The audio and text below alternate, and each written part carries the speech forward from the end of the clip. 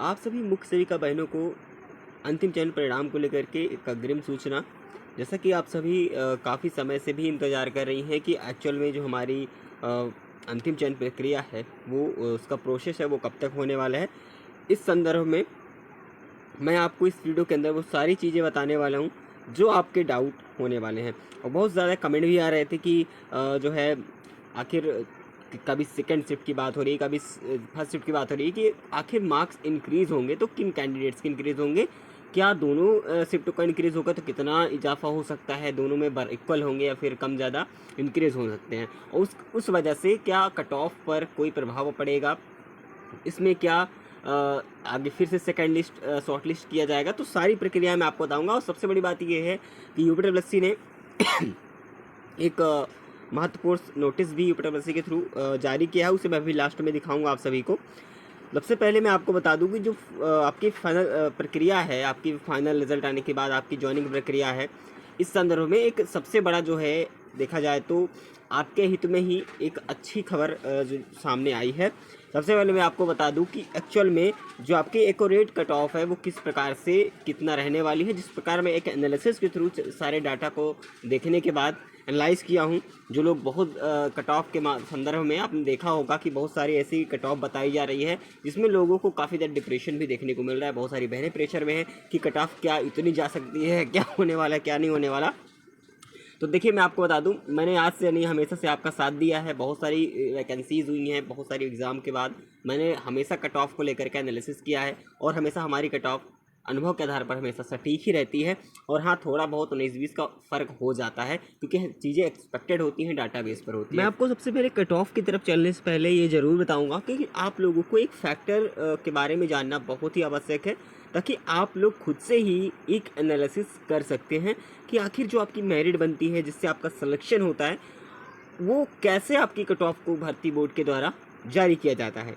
आइए उसके बारे में कुछ फैक्टर्स है जो मैं आपको बताने वाला हूँ कि आपके किन फैक्टर्स के अकॉर्डिंग आपकी जो मेरिट बनती है, आपका सिलेक्शन होता है। क्योंकि ऐसा आपको कोई नहीं बताएगा जो मैं आपको बता रहा हूँ, क्योंकि बहुत सारे जो है चीज़ों को देखने के बाद, एनालिसिस करने के बाद मैंने ये सारे फैक्टर्स निकाले हैं, और ये बिल्कुल ऐसा होता ही है जहाँ तक उम्मीद है मेरी। ये कुछ फैक्टर्स मैं लिया हुआ हूँ अपनी अकॉर्डिंग। अगर आप खुद कॉमनली अगर आप सेंस देखेंगे, आप सभी बहनें अगर समझेंगी तो खुद से समझ आएगी, हाँ इस बेस पर कट ऑफ तो बनती ही बनती है। कैसे, चलिए मैं आपको दिखा दूँ। देखिए, नंबर 1 पर है आपका नंबर ऑफ़ वैकेंसीज़ कितनी है, नंबर ऑफ़ एपियर कैंडिडेट्स के मेरा कहने का मतलब ये है कि कितनी वैकेंसी आपकी जो है हुई है, कितनी वैकेंसीज़ हैं, और number of appear candidates exam में कितने देखिए फॉर्म फिल करना अलग बात है, कितने लोगों ने फिल किया फॉर्म, ठीक है। Number of appear candidates exam में कितने कैंडिडेट जो है एपियर हुए हैं, ये भी डिपेंड करती है आपकी मेरिट लिस्ट में। क्योंकि पता है अगर कम से कम कट जो है अगर कैंडिडेट्स एपियर होंगे एग्ज़ाम में तो कट ऑफ तो जाहिर सी बात है उसी हिसाब से कट ऑफ आपकी जाएगी, कम जाएगी, ठीक है ना।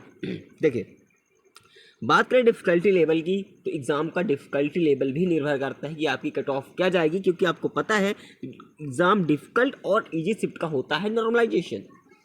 अगर एक से अधिक शिफ्टों में कभी भी एग्ज़ाम कंडक्ट कराया जाता है तो वहाँ पर नॉर्मलाइजेशन बनता है, चाहे एक ही दिन में 2 सीटें कराई जाएँ, लेकिन वहाँ पर नॉर्मलाइजेशन बनता है, चाहे आधे 1.25 मार्क्स का ही क्यों ना बने, ठीक है।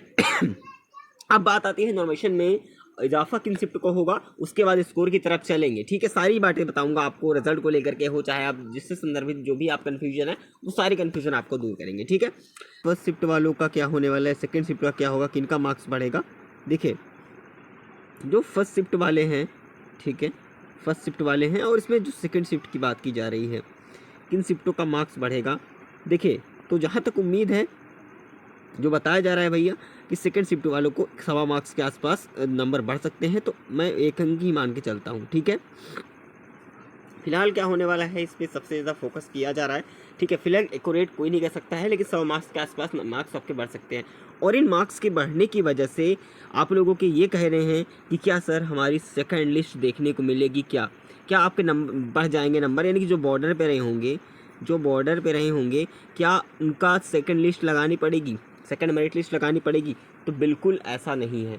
हाँ, अगर कैंडिडेट्स कम होते हैं वहाँ पर तो उनको लगाना पड़ सकता है, ठीक है, लेकिन ऐसा कुछ नहीं होगा। जहाँ तक उम्मीद है कि कैंडिडेट्स कम नहीं पड़ेंगे, जब कम होते हैं तभी सेकंड लिस्ट लगती है ना। तो हालांकि उनका कोटा फुल हो जाएगा, उनकी वैकेंसीज जितने उन्हें लेना है वो ले लेंगे, अगर उसमें कम पड़ती है तब सेकेंड लिस्ट जारी होती है। अब काफ़ी लोग कहने का मतलब ये है कि जो एक आध मार्क्स से डीवी में नहीं इंक्लूड हो पाए, क्या उनके मार्क्स बढ़ जाएंगे तो क्या डीवी के लिए उनको बुलाया जाएगा? देखिए, अगर वैकेंसी भर जाती है, पूरी सीटें फुल हो जाती हैं, तो फिर किसी प्रकार से उन्हें बुलाया नहीं जाएगा, क्योंकि बता दूं आपको, जिन तो डीवी लिस्ट में जिनका नाम है आपको पता है, नंबर आपका चाहे वो बॉर्डर पे हो, आपका अगर नंबर बढ़ता है 1 नंबर, तो आप में से भी ऐसे कैंडिडेट होंगे जिनका डीबी में भी नाम है, क्या उनका नहीं बढ़ेगा? उनका भी बढ़ेगा। नहीं, जितना आपका बढ़ेगा उतना उनका भी बढ़ेगा, जो उसमें से सिलेक्ट भी हुई है उनका भी तो बढ़ेगा। तो सब कुछ इक्वल रहा, तो कहाँ से आपको सेकेंड लिस्ट में आपका नाम आने की संभावना है?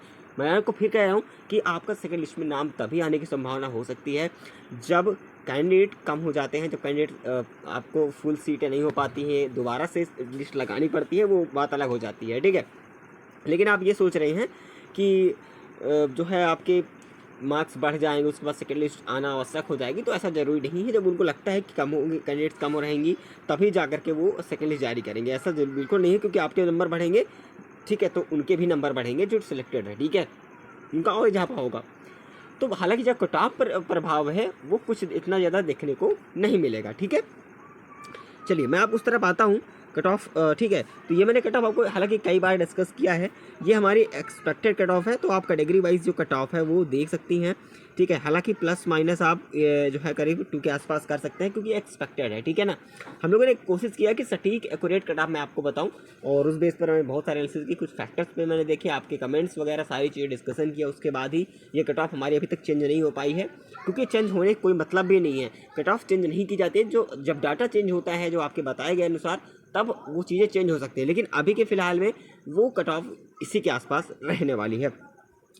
बाकी रही बात की रिज़ल्ट कब तक आएगा, तो मैं आपको बता दूं, ये मार्च में तो होने से रहा, ठीक है ना, क्योंकि मार्च में आपको होता है करीब एक 24 और शायद 27 को, मुझे कंफर्म डेट तो याद नहीं है, ये रिट लगी हुई है आपकी, ठीक है, रिट लगी हुई, दोनों की सुनवाई होने वाली है क्या 15 दिन वाले क्वेश्चन पर, और जो है आपके जो और भी भर्तियाँ उससे संबंधित जो है आपकी मुख्य सेविका बहनें हैं, जो उन्होंने किस विषय को लेकर के इंक्लूड किया हुआ है उन्होंने, ठीक है, सोशल साइंस वगैरह जो भी चीज़ें हैं कि कौन सा मान्य होगा कौन सा नहीं मान्य होगा, क्योंकि बहुत सारे इसी में कन्फ्यूजन लोगों को बना हुआ है। मिला के मेरा देखिए जो विषय से मतलब है कि किन विषय वालों का जो है चयन होगा, किनको रिजेक्ट किया जाएगा, तो देखिए अभी कोई क्लियर जवाब जो है यूपीएससी ने नहीं दिया है, और जैसे इसका जवाब मिलता है हम आपको ज़रूर अवगत कराएंगे, ठीक है। जो लोग बता रहे हैं तो ऐसा ज़रूरी नहीं है कि वो लोग क्लियर ही हो, क्योंकि अभी तक जब तक यूपीएससी खुद से नोटिस के थ्रू नहीं अवगत करा देते हैं, जब तक नोटिस नहीं जारी करते हैं, ये कोई प्रकार से ना ही हम कहेंगे ना कोई कह सकता है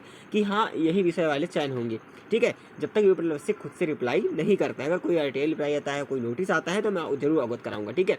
तो विषय को लेकर के परेशान बिल्कुल मत होइए।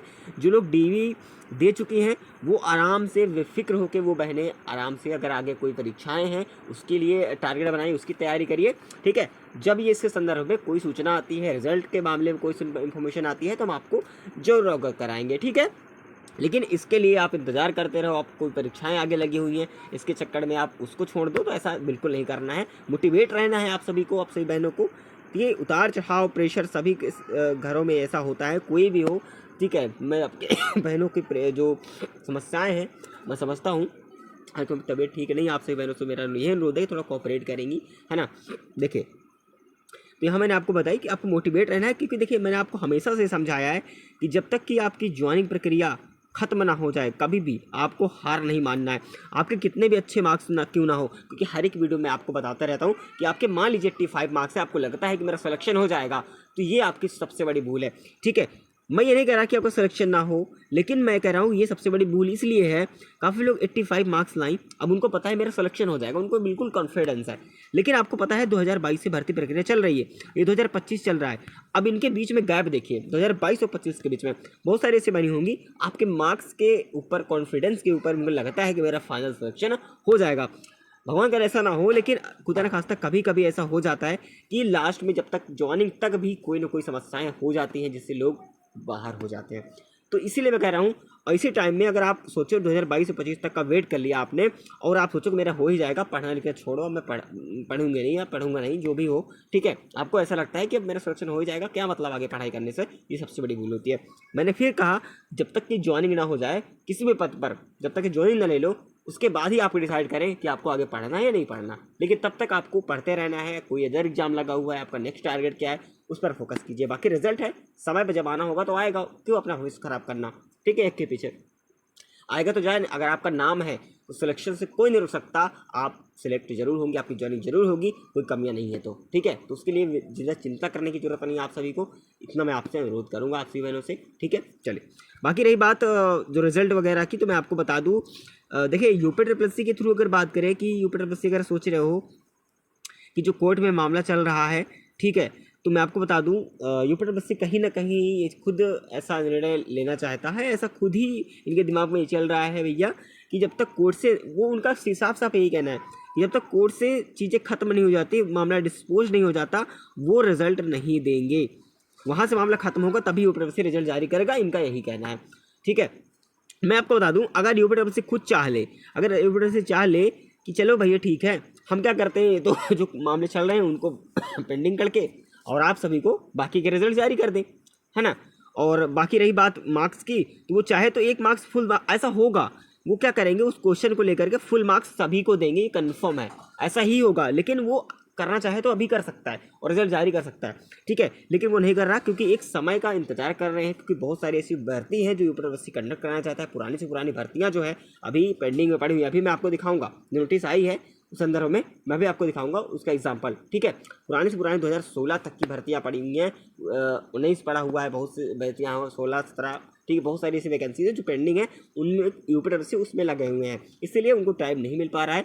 मिला के बात यही है, इसलिए गोल गोल घुमा रहे हैं, ठीक है। बाकी नहीं कोर्ट की बात, तो कोर्ट एक बहाना है कि भाई कोर्ट में मामला चल रहा है, वो सच बात है चल रहा है, लेकिन यूपीएससी चाहे तो वहाँ से मामला खत्म हो सकता है, ठीक है।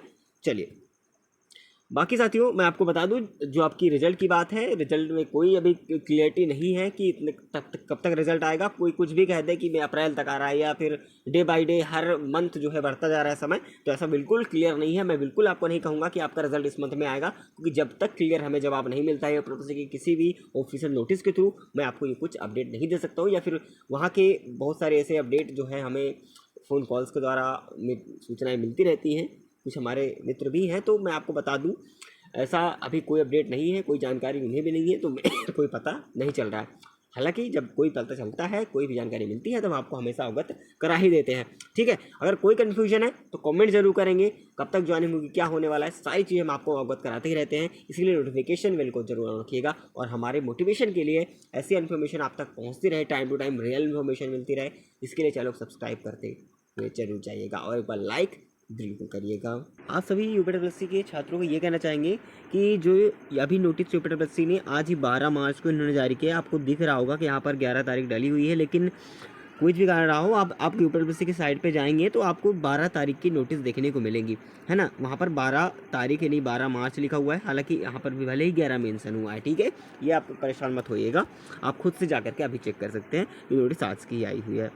यहाँ पर उन्होंने क्या था, देखिए यूपीएससी ने कहा कि 2016, अब जो मुख्य सेविका बहनें होंगी वो यहाँ पर देख सकती हैं कि 2016 की भी रिजल्ट आपके ना आने का कारण सही समय पर ये भी हो सकता है। आप एग्जांपल देख लीजिए, पहली एग्जांपल आपके सामने यही है कि 2016 तक की वैकेंसीज अभी पेंडिंग पड़ी हुई हैं, और इसके अलावा बहुत सारी वैकेंसीज है जिनके कारण आपका रिजल्ट भी पेंडिंग है। अब उसमें से आप ये मत कहिएगा कि कोर्ट मामला चल रहा है, ये है वो है, यूपीएससी का चाहेगा तो कुछ भी हो सकता है, ठीक है ना।